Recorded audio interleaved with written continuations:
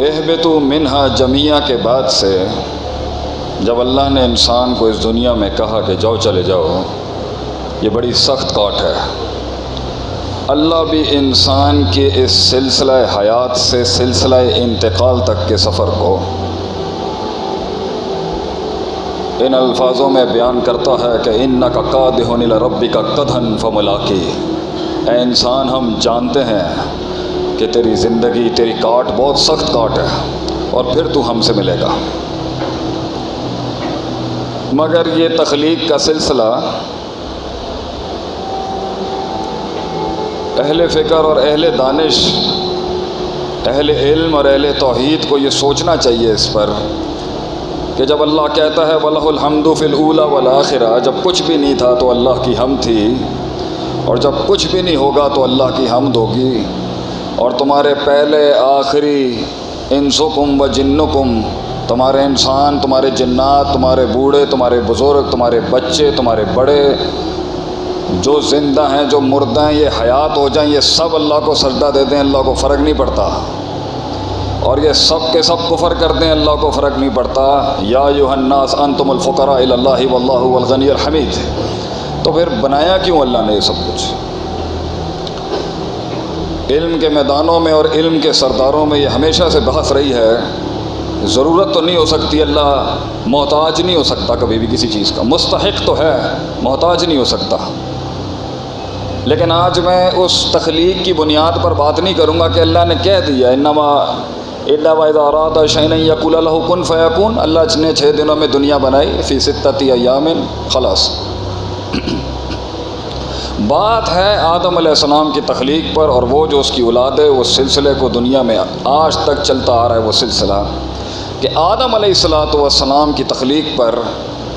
2 بڑے اعتراض کیے گئے، 2 مختلف مخلوقوں نے کیے۔ ایک فرشتوں کا اعتراض تھا کہ اتجعل فیہا من یفسد فیہا ویسفک الدماء، کہ آپ پھر سے اختیار کے سلسلے کو شروع کر رہے ہیں۔ میرے جمعے کا آج موضوع بھی اختیار ہی ہے، یہ کہانی ایک اختیار کے اوپر مبنی ہے۔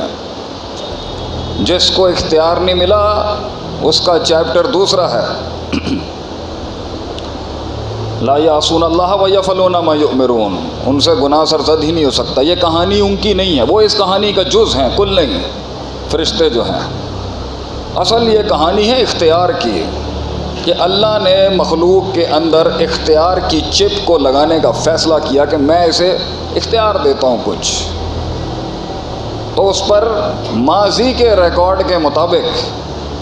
انسانوں سے پہلے جس کو اختیار دیا گیا تھا، مفسرین تو یہی لکھتے ہیں کہ جو انہوں نے اعتراض پیش کیا کہ تو پھر بنا رہا ہے، پھر اختیار دے رہا ہے اس کو، جو زمین میں فساد کرے گا اور پھر خون ریزیاں کرے گا اور پھر تیری نافرمانیوں کے باپ گرم کر دے گا۔ اگر مقصود تیری حمد و ثنا ہے،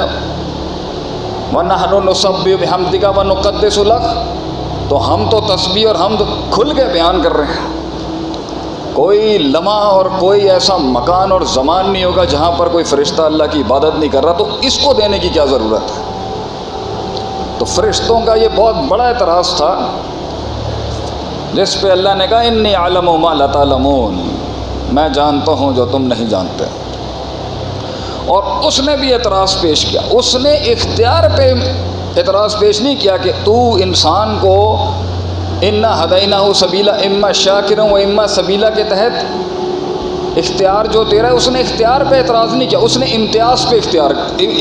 پہ اعتراض کیا کہ اس کو تو نے کیوں سجدہ کروا دیا ان کا۔ وَإِذْ قُلْنَا لِلْمَلَائِكَةِ اسْجُدُوا لِآدَمَ فَسَجَدُوا،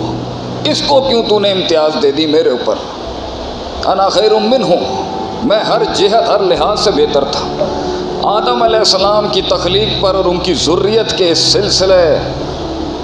حیات اور وفات کے اوپر بڑی سخت اعتراضات ہوئے آسمانی دنیا پر۔ تو اللہ نے پھر کہا، ایک جگہ کہا انی اعلم ما لا تعلمون،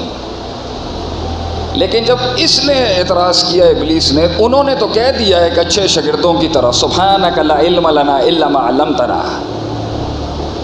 کہ اللہ تو پاک ہے، تو بہتر سمجھتا ہے، مقصد ہمارے اعتراض کا کوئی جرا نہیں تھی نعوذ باللہ تیرے حکم پر،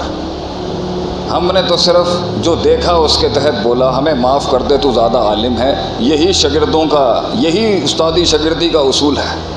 کہ اہل علم کے آگے علم کی نسبت وہاں لوٹا کے خاموشی اختیار کی جاتی ہے، لیکن یہ نہیں مانا،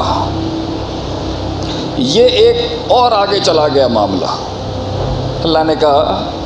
کہ کیوں نہیں تو نے سجدہ کیا، اس امر تو اگرچہ بولنے کی ضرورت نہیں تھی، لیکن پھر بھی وہاں پر اس آیت میں اللہ کہتا ہے اس امر تو کی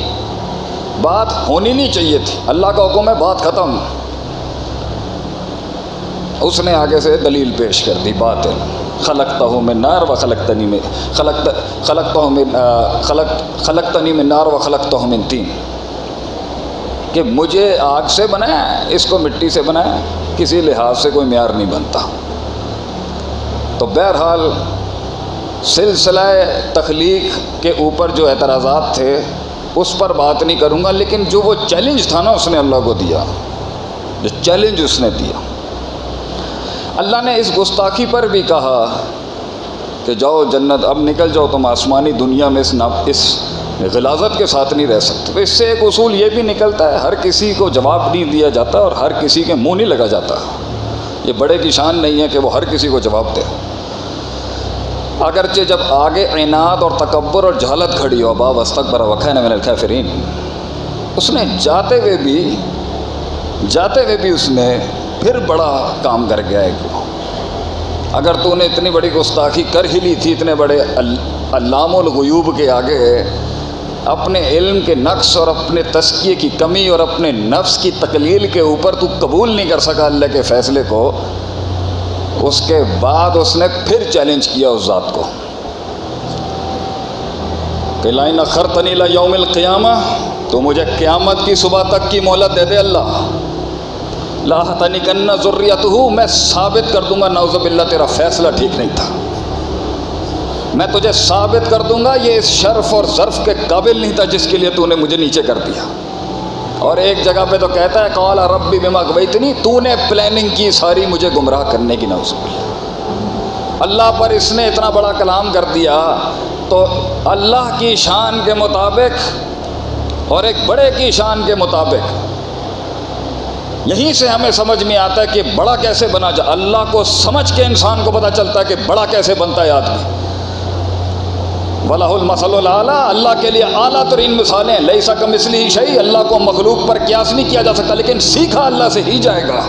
کہ بڑے اور چھوٹے کا امتیاز کیسے رکھا جاتا ہے۔ تو 3 لیولز پہ اللہ نے اس کو زیادہ دیا نہیں کچھ، اور یہ اللہ کی شان ہے کہ اللہ ہے۔ جب اس نے اتنی بڑی بات کر دی تو جواب لازم تھا، اور وہ لازم ہی تھا جب اللہ نے کہا کہ تو چیلنج کیا کرتا ہے، میں چیلنج اور بڑھاتا ہوں، وَاسْتَفْزِزْ مَنِ اسْتَطَعْتَ مِنْهُمْ بِصَوْتِكَ، میں تجھے آواز کی طاقتیں دیتا ہوں جو اس کے پاس تیرے خلاف نہیں ہوں گی۔